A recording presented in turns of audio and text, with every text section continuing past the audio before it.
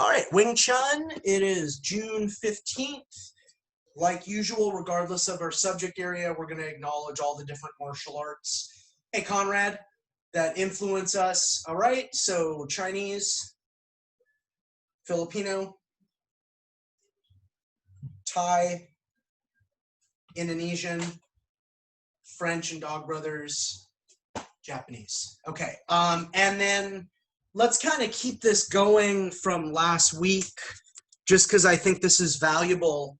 The prep, so I've seen done multiple different ways, and I actually just prefer to take the salutation out of just like a neutral posture. So just kind of stand there with your feet together, hands down at your side, and we prep this. So you kind of get in like a right cat stance here, and your left hand goes over your right hand. And honestly, I usually start with my left hand over here, and then by the time I extend it, I actually move it over the knuckles, because to me this is always just kind of uncomfortable. So I just like put it in position. So I'm here, I prep, I push it out, and I step into a left cat stance. So here's my feet.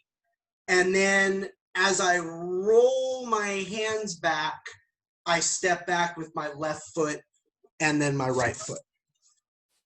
Okay, so 1, 2, I'm in a left cat stance, 3, 4.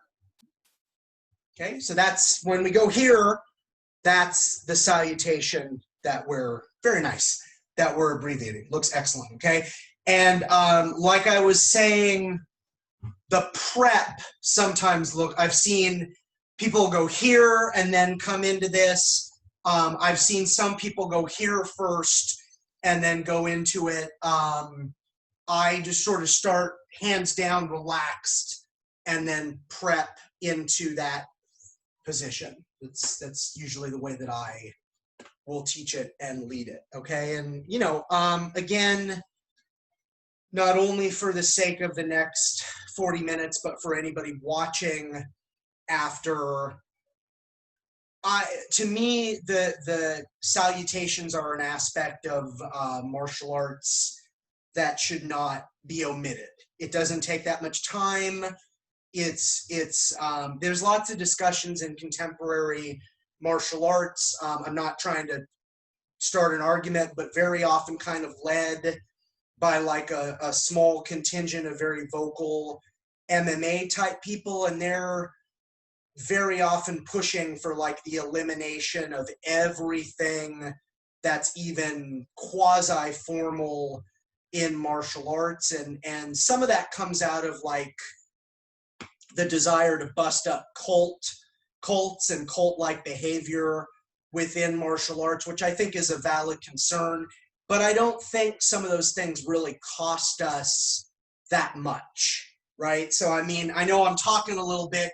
If you think about the average class, Chinese, Filipino, Thai, Indonesian, French and Dog Brothers, Japanese, and I know I did that maybe a hair faster than I normally would. Once you know that, 20, 30 seconds, and it's just a nice kind of, without getting too metaphysical on you, like communing with the different individuals, pardon me, and cultures and organizations that have paved the way for us to be doing this. So I think it's a worthwhile investment. All right.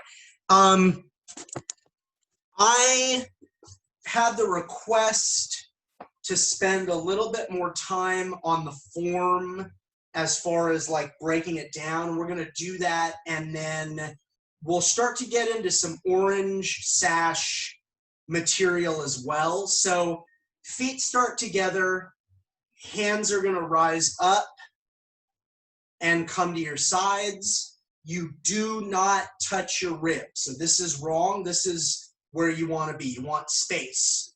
Okay, and Sifu Fong has demonstrated over and over and over again over the past decade and a half of training with him. When you touch your ribs, you are structurally weak, okay? Bend at your knees a little bit, open your toes, and open your heels. Cross your left hand on top of your right hand. Bring your hands up so your right hand is in front of your left hand. Bring your hands back to where you started. Your left knuckle loads, palm down initially. I'm sorry, palm down, knuckles down, pardon me, towards the floor. Instead of this, at least to start until you execute this Chun Choi. Then here's my Tan Sao. This is gonna circle out and come in. As this comes in, this right hand loads to repeat the same motion. Execute this Chun Choi, Tan Sao, Hun Sao till your palm out, Sao Kun. And as this right hand comes in, the left hand Tan Sao comes out. Now, I know I have two very experienced martial artists with me training virtually live right now. And I know lots of people with lots of experience watch my videos occasionally. Here's what I've observed, all right, with training with Sifu Francis Fong for the past 15 years. One Hun Sao into Wu Sao, and this Wu Sao now starts coming towards my chest, all right? And there's the visualization, but let's ignore that for just a second.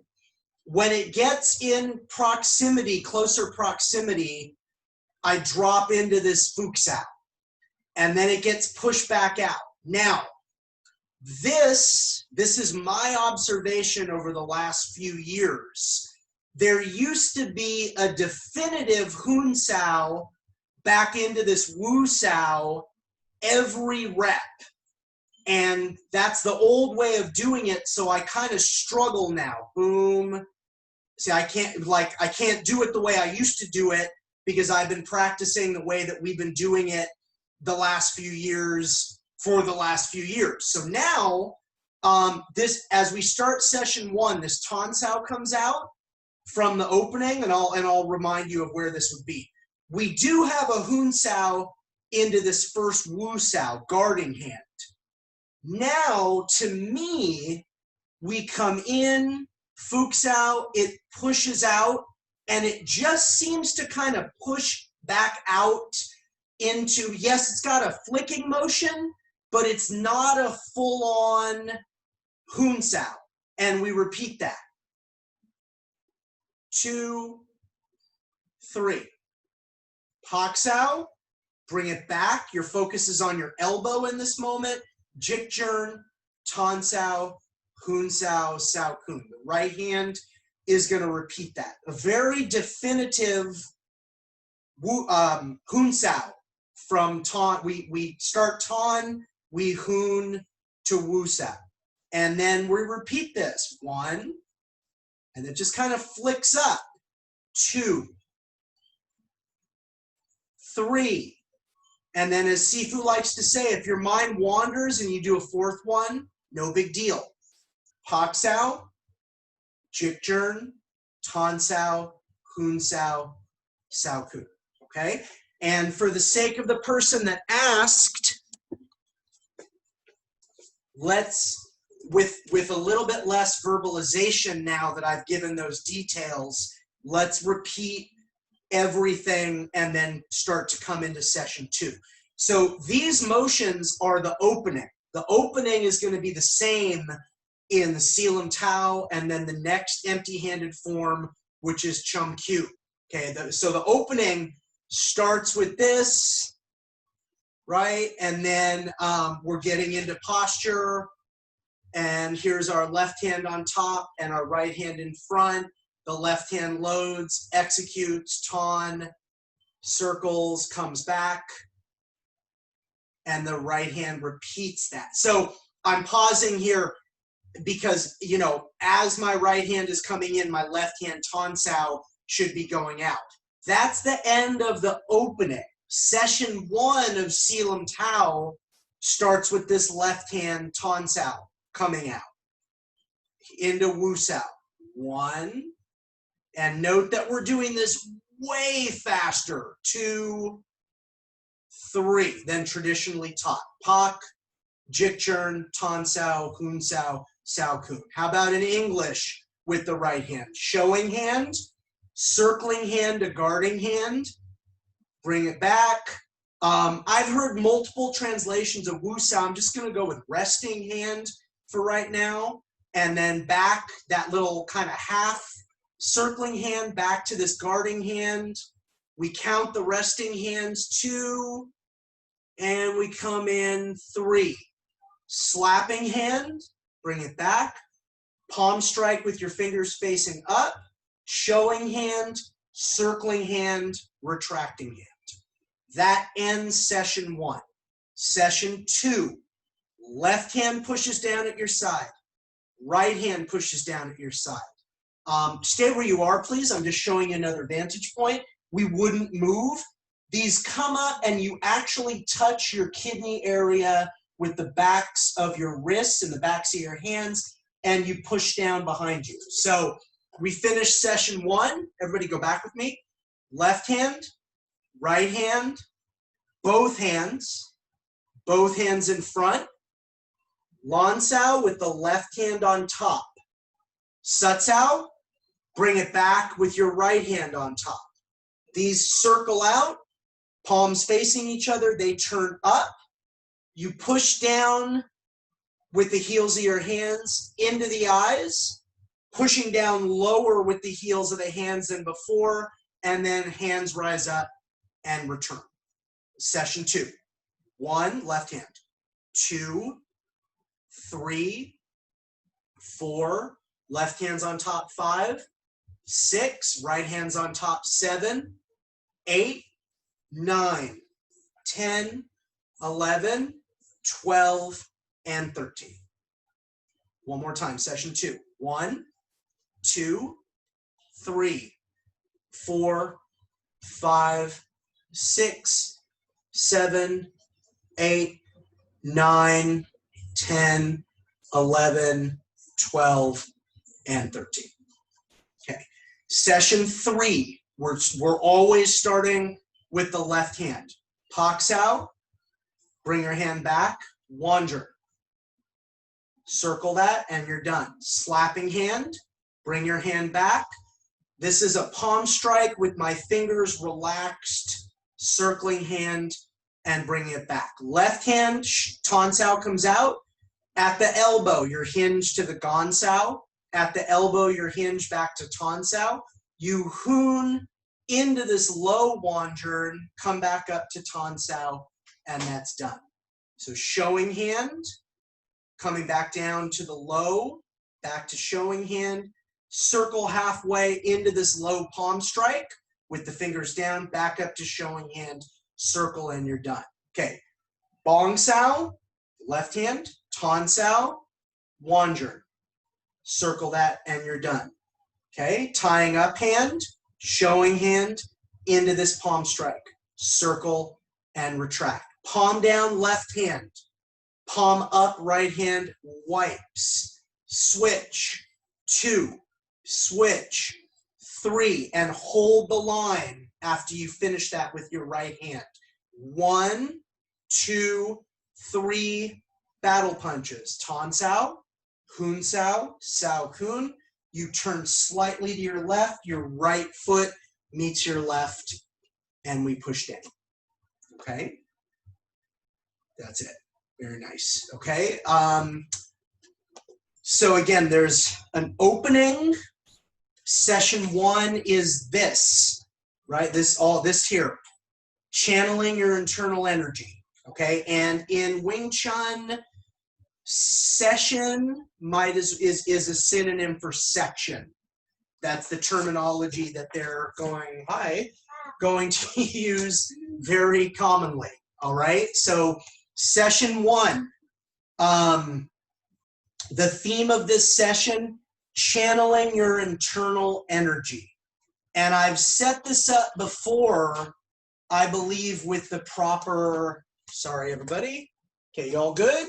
Going, whose room are you going in? I have a live class. You guys need to figure this out where we're headed. Okay, sorry everybody. So Family Martial Arts Academy Living Room Edition. This is where we're at. My apologies. So, regardless of your own personal belief or level of belief, and no particular level of belief is required. Maybe that's a better way to lead, okay? The visualization, my navel is here. There's a ribbon of energy that is pulling my hand in and pushing my futsal out. That's for your rest of your Wing Chun career. That's the visualization. Now, how deep do you want to go with it? Do you really want to like kinesthetically imagine that ribbon of energy is doing all the work? Great. That will benefit you. Are you like my father, who is he's an empiricist? He doesn't, I believe he's an atheist at this point. If he's not agnostic, he's a full-on atheist, and that's fine too. What I would say to somebody with that mindset, just the visualization, this imaginary line, and that awareness of that line guiding everything over thousands of reps, over decades, that will give you a bunch of benefit. Okay, so I know I always say the same thing. It's, there's like full on, you believe in chi and the immovable elbow and all that stuff. The other extreme would be you're an empiricist, skeptical inquirer type, and you think that any kind of like martial arts demonstration of chi or ki is related to physics. Okay, if those are the poles, the extremes, you can believe in any range of that and still get a benefit from doing this. So that's, to me, that's the great part, is if you're like, well, what if I don't want to believe in chi or any kind of mysticism? You do not have to. It's not a problem. For you, then, it is the session one is the visualization. Like I'm actually doing it over a line right now that I'm looking down on in my mats, and it's that over thousands of reps and that kinesthetic awareness of defining center line. Cool. Okay. So session one is refining and channeling your internal energy, whether or not you believe in internal energy, whether it's just the visualization that's going to help you over thousands of reps. Session two, this, which starts here, this is all, the theme of that is escape from grabs.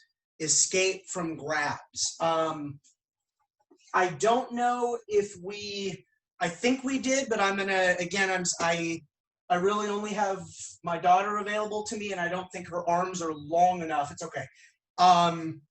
And you're both training solo anyways, so it's not gonna matter. So again, I'm gonna describe this to you the next time you have access to somebody, and they're they're not gonna infect you with anything, and it's somebody that has arms long enough to wrap them around you and hold in a gable grip.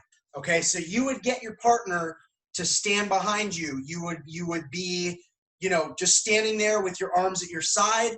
They would come around and they would wrap their arms around you and hold on. Okay, and what I want you to do is I want you to, so again, use your imagination. So I'm being held, right, by somebody with arms long enough to actually hold me. You're going to bend at your knees. You're going to get in your posture. To start, you're going to force it. You're going to try to use muscle. You're going to try to muscle up. And I really like on these, I like to do a rep that's bad. So you're purposefully doing a rep that's poor. Then sink into your low diaphragm, really sink into your stance, really visualize that area where in session one that's kind of driving anything, and then just kind of relax into that first left hand on top of the right, you know, that first motion that becomes this in the opening.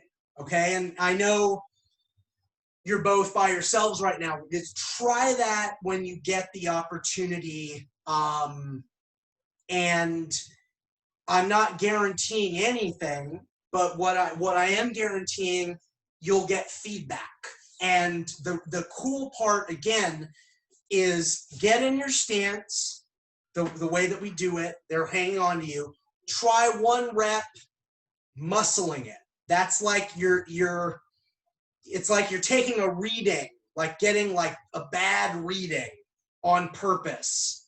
And then relax, sink into that low diaphragm, and then don't necessarily focus on the person. Don't necessarily focus on escaping. Don't necessarily focus on, oh, in this, I'm going to be the like a great Wing Chun practitioner.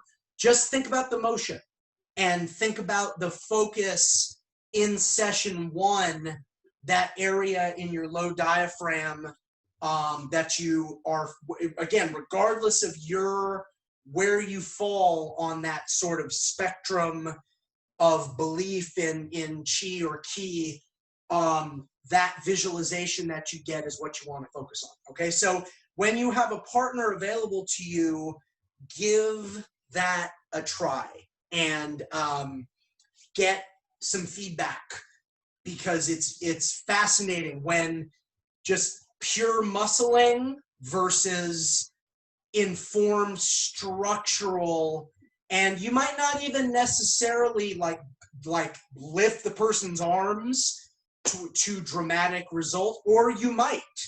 It's really interesting.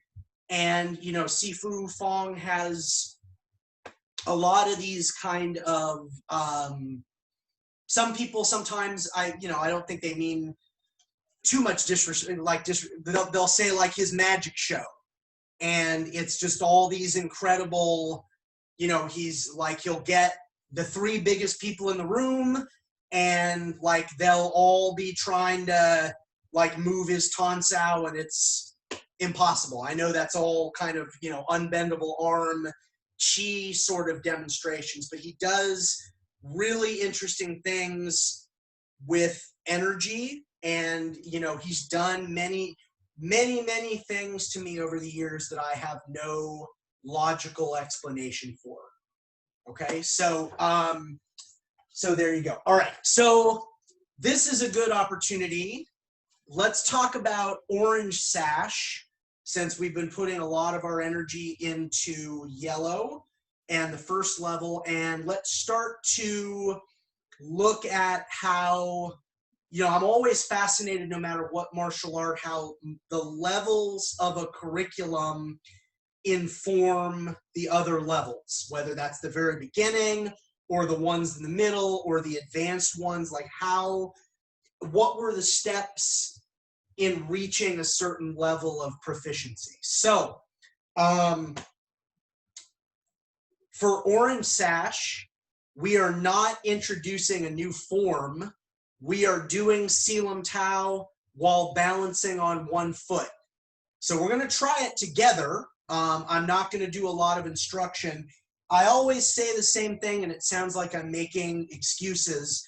I have pretty good balance, and I know, because I've done it, if I were actually being tested, I know I would choose to stand on my right leg. But that being said, these mats, sometimes they have give, and it affects my balance. So, you know, you two are taking the class. Other people are going to watch this video. If anybody's like, why is the instructor having balance checks? Well, I'm having balance checks because I'm standing on 2-inch mats, and sometimes they wiggle a little bit. And my preference would always be to do this on like hardwood floors. It would just be my preference. Okay, so we're gonna lift the leg up. We repeat the usual procedure.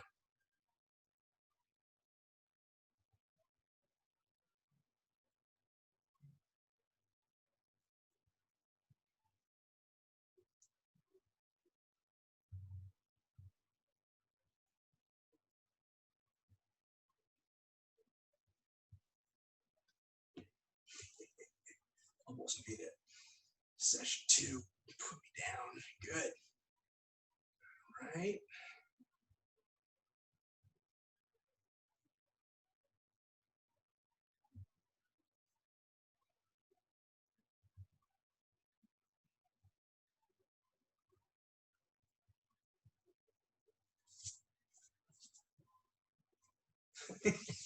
All right. I haven't done that in a while, and that's honestly that's a good. I'll let Ivan finish up. Beautiful. All right. So and that's also a good reminder, not just because I was there on video, and even though during session 2 I balance checked like crazy, there are very often things in our curriculum that maybe we don't do all that often, or we don't do them with the same frequency that we did them when we were a student aspiring towards a black belt or an instructorship. And nowadays, how do we interact with material like that? Well, usually we ask other people to do it. Okay, so that's again, that's a good reminder. You know, I should probably, if I'm asking people to do that, I mean, granted, I haven't had a live Wing Chun class in a while, but still, if I'm asking people to do that, I probably should start going back and practicing that on a regular basis myself, not just many, many years ago when I was, you know, going through all the different levels when that was a requirement for me as a student. Okay, so it's a good reminder. I always, you know, I'll say one other thing and then we're going to try something else is, you know, I love training with high level people, and sometimes not, of course, I love training with the legends, with the people at the very top, but sometimes training with some of their senior students is a really great thing too, because it's always nice to be reminded, or it's always nice to do several hours with somebody and then come away feeling like, boy, I really don't feel like I know anything about martial arts compared to that person. Because there's always going to be people ahead of us. There's always going to be people that have levels of knowledge that just dwarf your own levels of knowledge, no matter what you've accomplished. And, you know, I'm going on 24, 25 total years of martial arts training in my life, like the past 17 years in this lineage. It's still lovely to train with people and come away and be like, oh man, I feel like I don't know anything about martial arts. That's always kind of a nice feeling. Just that reset, because it is you and I have no problem on video, because you gentlemen know I'll be uploading this class. You know, I have no problem stating explicitly. I think I do a really good job of like battling ego, but every now and then, especially sometimes there's some tentpole moment, and it's kind of easy for a moment there to be like, oh, I really did something there. But it's good to be reminded, in comparison, some people, it's like you don't know anything. And it's super easy to say that with like somebody like Guru Inosanto or Sifa Francis. But sometimes training with just like somebody in your lineage that maybe they have 5 to 7 more years than you do, and just be reminded like, oh man, yeah, I don't know jack comparatively to this individual. It's just a good thing to do. All right, there's enough talking. We're gonna try this. Whatever foot you were standing on, stand on the other foot. Here we go. Try not to lose your balance.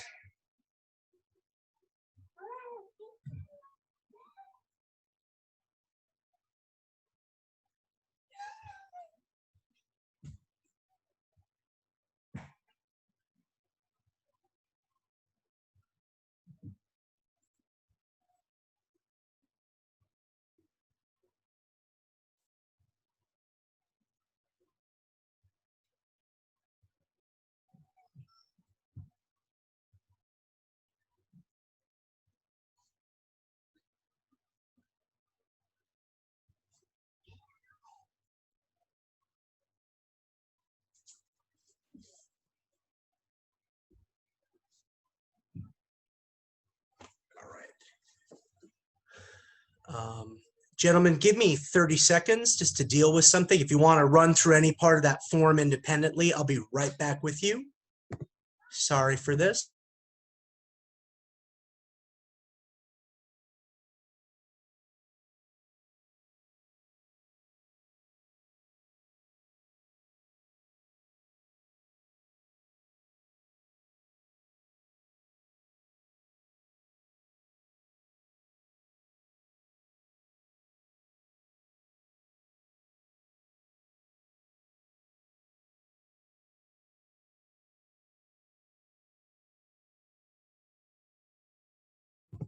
Okay, sorry about that.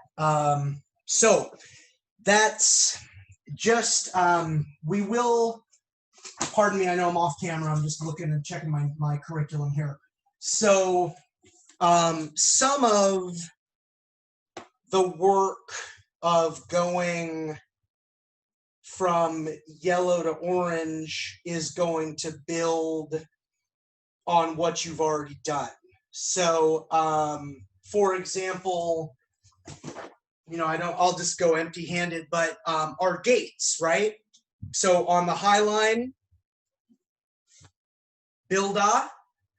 Again, you can go Tonda, but I think Bilda is faster because you have this additional rotation if you go Tonda.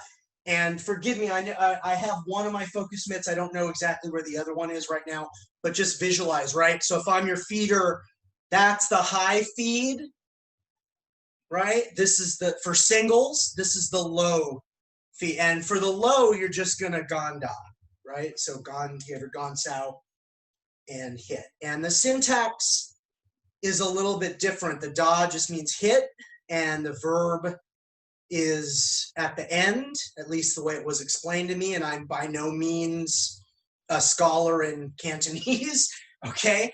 But you have Bilda for the high singles, Ganda for the low singles, and sometimes, and your feeder, your feeder's under no obligation. I could stay here, I could work one side. Your feeder's under no obligation to change sides. It could stay on one side, and then when, and again, please bear with me, imagine that looks great.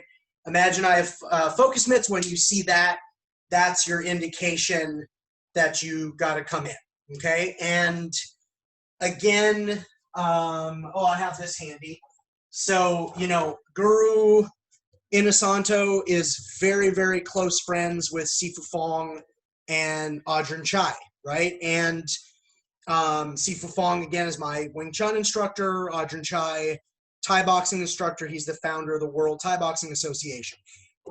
In the WTBA, the World Thai Boxing Association, we have 60-40 rounds, right? So with, the holder has Thai pads. The examinee has to do 60 kicks and 40 knees in 3 minutes. And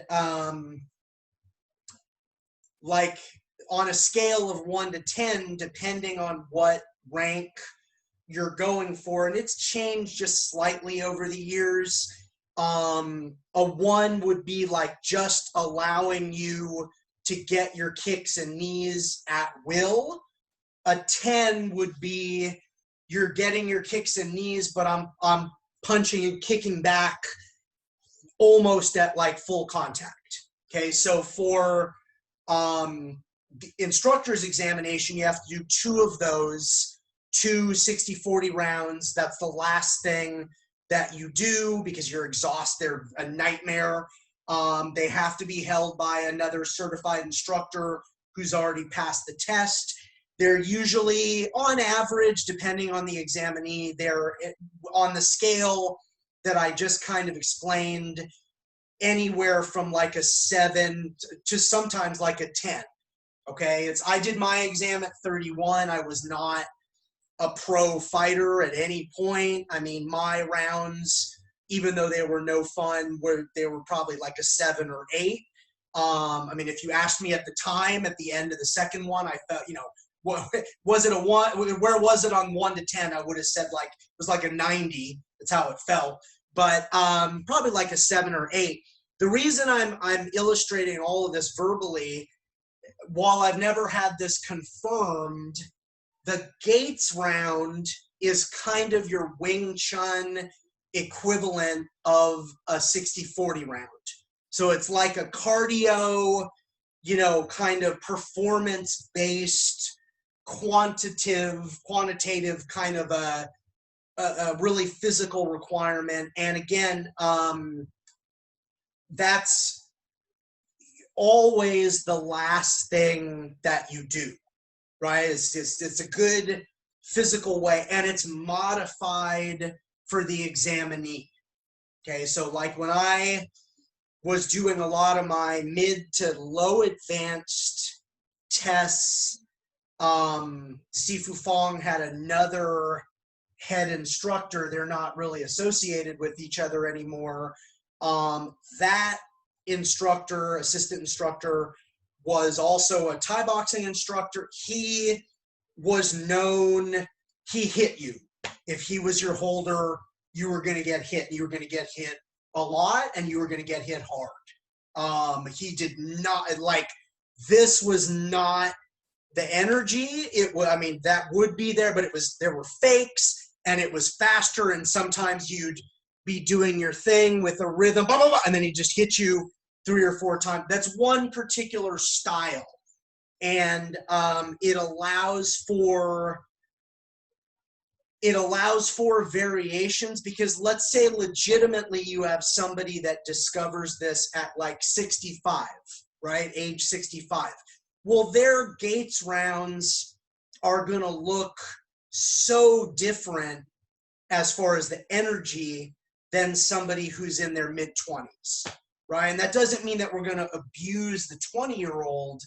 That just means we modify as necessary, okay? So anyways, the orange sash test, you have to get 200 punches. Yellow was 150, right? So you have your singles, you have your chain punches, you have low or high singles, you have your chain punches. So yellow sash, it was at 150 punches in 3 minutes. Orange sash, going from yellow to orange, is 200 punches in 3 minutes. And if I were your holder, if the yellow is, and I'm not trying to insult anybody or imply anybody, I'm talking about like the average person in reasonable shape.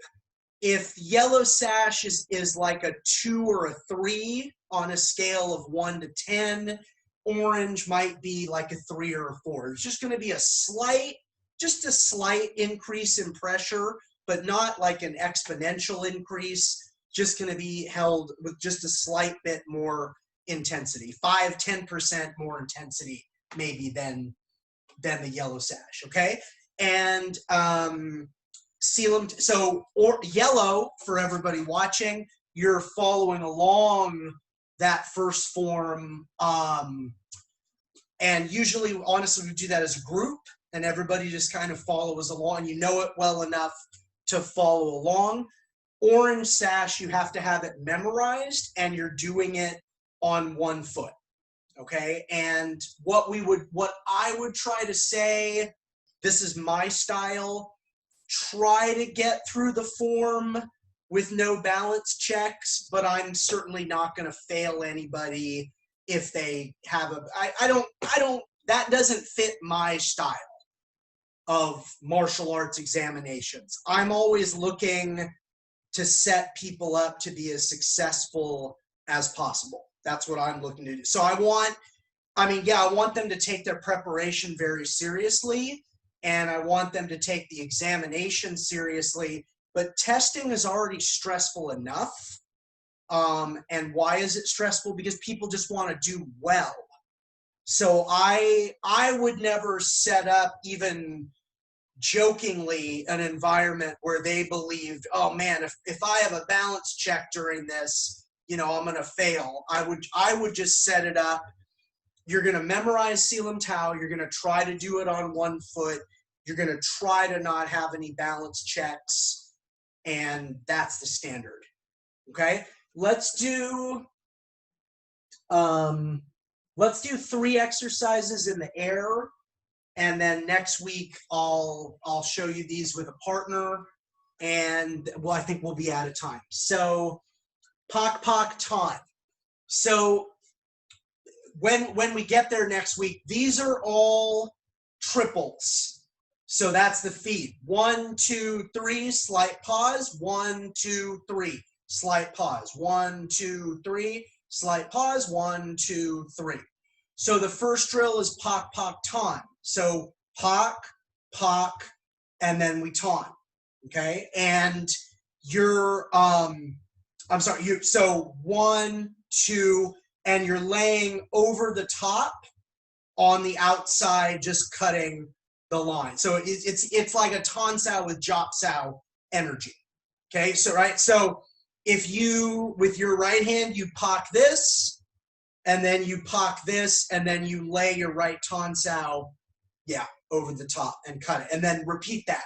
Left Pak, and then right Pak, and then lay that ton sao over ton.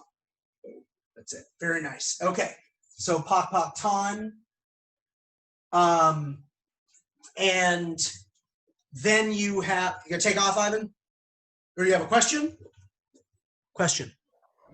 The ton, is it in here or through here? Is it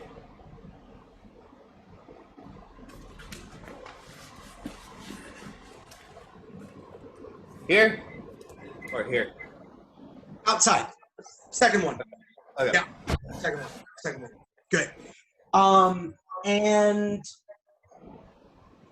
the the next one is going to be the same. We're going to add the punch. So you're going to have Pak, Pak. I'm sorry, gentlemen. This is a little hard without a partner. Let me reset you, and let me reset you properly. So everybody Pak with your right hand, Pak with your left hand, and then that last hand, I'm so sorry, that I just haven't taught this in a while. The last hand that Paks becomes the ton sao. Okay, so you have Pak, Pak, ton. Pak, Pak, ton. That's the energy. Okay, my apologies. I just haven't used to doing this with a partner. Sometimes the technology, I'm like, but that's actually the way the drill is going to work.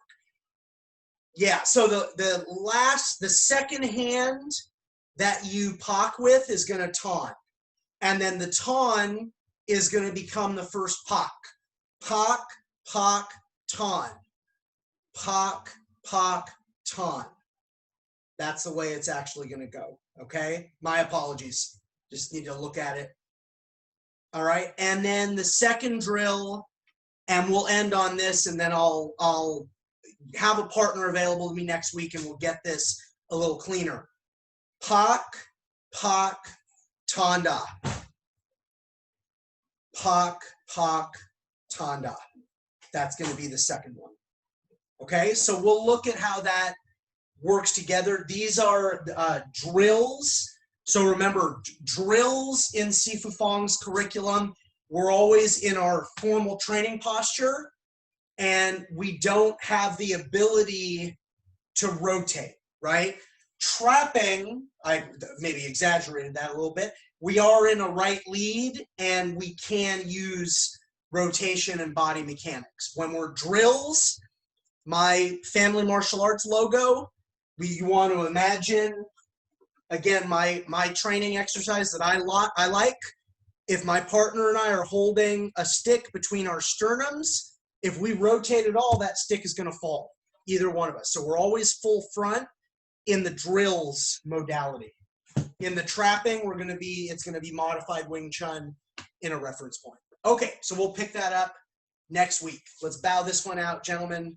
Chinese, Filipino, Thai, Indonesian, French and Dog Brothers, Japanese. Awesome. And anybody watching, to formalize your training with me at a distance, please visit stoopsomalc.com. All right.